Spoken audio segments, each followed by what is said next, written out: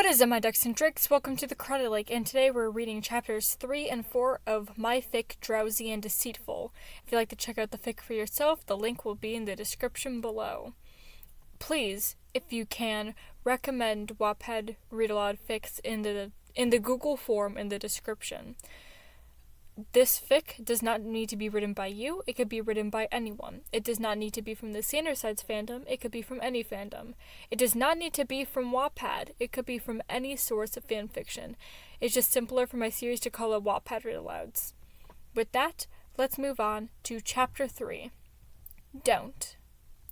Logan saw Janus on the mattress lying on the ground right by a giant lamp, which he turned on to keep Janus warm. Logan then put a goose feather blanket over the snake's side, and the eye of his right side lid open before he moaned in pain. "Remus, what are you doing, idiot?" Logan bent down next to Janus so that he could see him better. "I am not Remus." Janus squinted and leaned forward as much as he could without moving. "Patton, what are you doing in here?" "I am not Patton either, Janus. I am Logan. I would like to help you and keep record of what is going on, so that we could further help you this winter and during the winters to come." Janus put his hand and scratched at his scales. "I'm not a test monkey, Logic. I am tired," Logan cut off. "Yes, I do understand that, but this is not for my own needs. I want to help you. The only way I can help you is by knowing what's going on." Janus scoffed, but then relaxed all his muscles, causing him to collapse all the way into his bed. "Okay, what do you need? Saliva sample or something?" Logan pulled out the clipboard and an ink pen. "Nope, just for you to answer some questions and let me monitor you from time to time." "Oh, okay, shoot." Logan made a face of concern. "I am not going to kill you, Janus. I will be shooting no such gun." Janus groaned and turned onto his stomach to get his back warm. "No, idiot. Shoot just basically means ask the questions."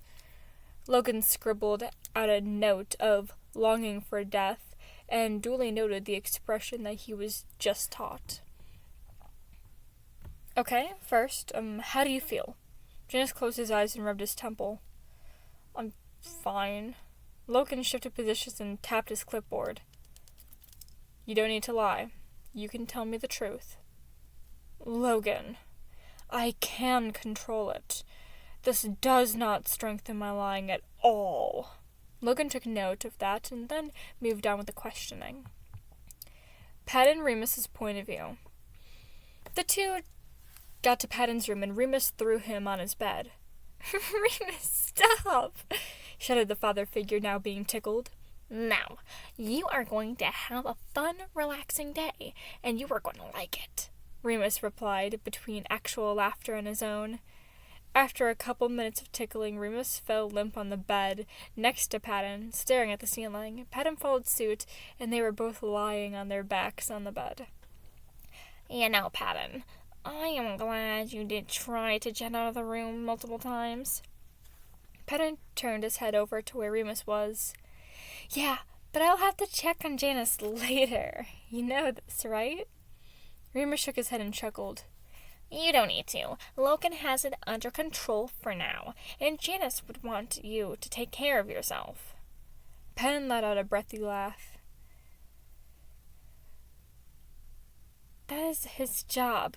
Of course he does." Remus shrugged his shoulders. "And that kind of stuff gives him strength and power, and right now he is weak. So you are helping him by helping yourself." "Okay, fine, but only for today." Remus started petting his mustache as he was bored. "Wanna come to the imagination with me?" Remus offered. Patton looked up, tilting his head. "I thought you didn't like people coming to the imagination." Remus stood up and reached a hand out to help Patton up. "Yeah, when I'm busy. We don't have to go to my territory. I'm sure Roman would be fine with me heading to his if it is helping you." Patton smiled and then headed off to the imagination. Roman and Virgil's point of view. They started the series over again, even though they already watched it 23 times. Virgil moved from the floor to the couch, sitting a couple feet away from Roman. About halfway through the episode, a huff could be heard from Roman. "Anything wrong, Princey?" the anxious trait asked. "I'm just a bit bored, restless. I kind of want to do something, you know?"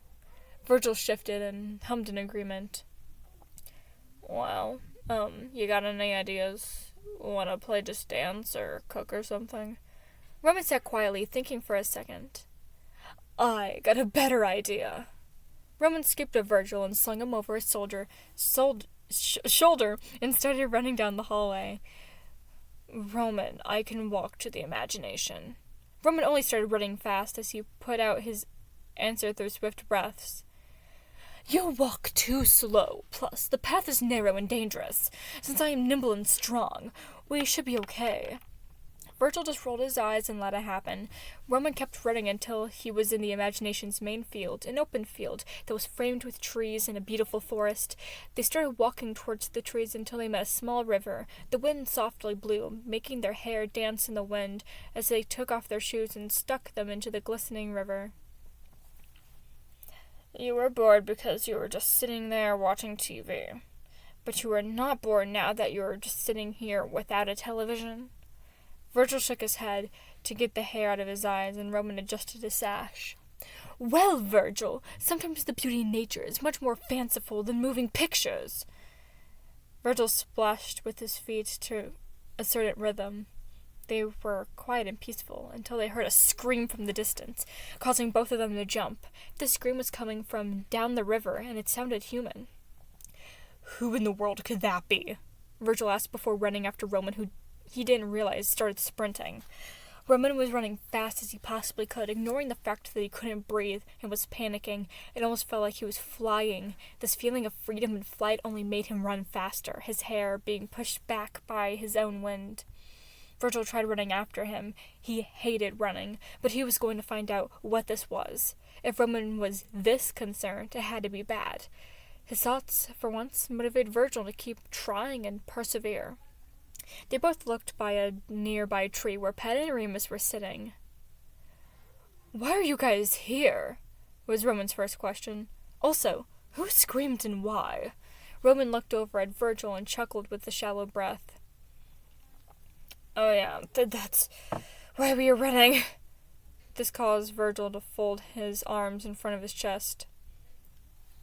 "Hey guys, Remus just took me to the imagination to hang out. I should probably go check on No!" everyone replied at once. "Patton, how about Virgil takes you to do something?" Patton hesitated for a second, but nodded and walked towards Virgil. Pat is more of a handful than Janus. Chapter 4, Stiff. Logan and Janus's point of view. "So, do you feel hungry?" Logan asked, trying to get more info on his eating habits. "No, I haven't felt hungry in a week or two. I force myself to eat at dinner, though, because I know it's healthy not to. Plus, Patton would charge at me in dad mode if I didn't." Logan kept scribbling down notes as Janus talked. "Although I would also feel sick and queasy after I ate, until I threw it up." Logan took that into account. "Great. Do you feel thirsty at all?" Janus shook his head. "Quite the opposite. For about 4 days, I feel like I've been constantly drinking. I could feel the cold rush down my throat, and I feel hydrated." Logan kept this into account and everything that Janus was telling him.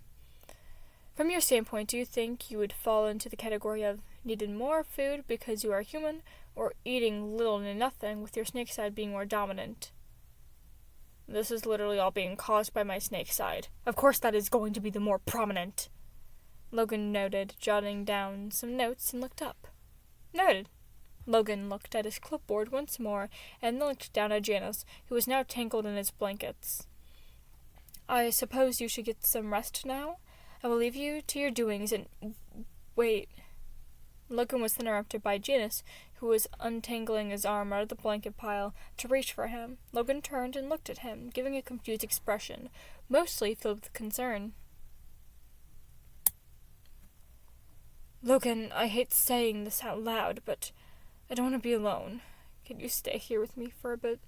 Logan's expression melted into a soft smile as he sat next to Janus's nest of blankets. Following this, Janus moved so that his head was on Logan's lap. Logan started by taking off his gloves, his right hand revealing a normal hand, and the right one showing scales running down his wrist and his fingers.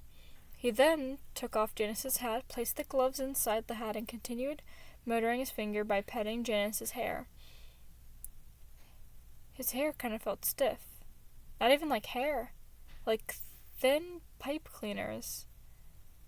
He reached for his clipboard and took note of that before going back to stroking his hair. Virgil and Patton's point of view. Virgil was thinking of taking Patton back to his room, but his space was right next to Janus's, and he thought it would be too much of a risk, especially right now. Hey, Pat, wanna go to Roman's room and play dress-up? Patton turned around to face Virgil. That would be fun, but I don't want to go in Roman's room without his permission. Virgil nodded in agreement before taking out his phone, texting Roman as he tapped his foot. Hey, Princey, what are you up to? He waited for a second before getting a response. I'm just sitting by the riverbank. Remus is climbing a tree. Why do you ask? Does Patton need help calming down again? No, he's perfectly calm. But I was wondering if I could use the clothes in your wardrobe to play dress-up with Patton. Of course, fellow dweeb. Would you care if Remus and I joined you? Not at all. I'm sure Patton would appreciate the company as well. Within the next 30 seconds, the Prince and Duke rose up from the ground, Remus giggling from behind. You know, it feels weird to fall from 30 feet in the air. Before anyone had the chance to ignore Remus, Patton ran towards him and scooped him up into a hug. I am so sorry, Remus. Are you hurt at all? Do any of your limbs hurt? Do you have any bruises? Do you feel dizzy? Roman took Patton from behind. Padre, Remus is fine. He does this stuff all the time. Patton calmed down enough to feel the warmth of Roman's arms as he melted into them. Okay. Patton smiled. Sure, just let me know if you're hurt. Remus nodded as all of them sunk out to go to the twins' room. So, will this just be a fun dress-up type thing, or are we dressing up to play a game? Everyone looked at Patton. You guys could pick, I really don't mind. Popstar, we always pick. It is your turn. He pondered for a second. We can make it a role-playing game. Roman flipped his hair back and started pulling out everyone's outfit and accessories as he explained the main plot to everyone, with the three tweaking bits as he talked away. This occupied the four of them for a long time. It did such a good job that they forgot about Logan and Janus completely, making dinner and eating dinner in costume, while in character. Even by the time they all were tired, they continued the game while lying on the bed together, tangled in limbs, as they watched the Owl House. The fabric irritated Patton's skin, making him remember Janus's scales, making him remember about Janus. Guys? Everyone looked up, noticing Patton was out of character.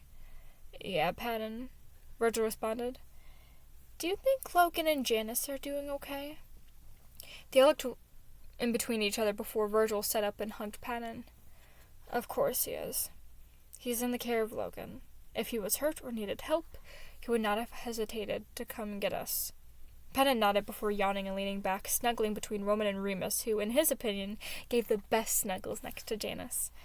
For the next half hour, they were all silent, as one by one, they all slowly drifted off to sleep. Though they were all calm, Patton could not keep his mind off of Janus. He needed to know if he was going to be okay.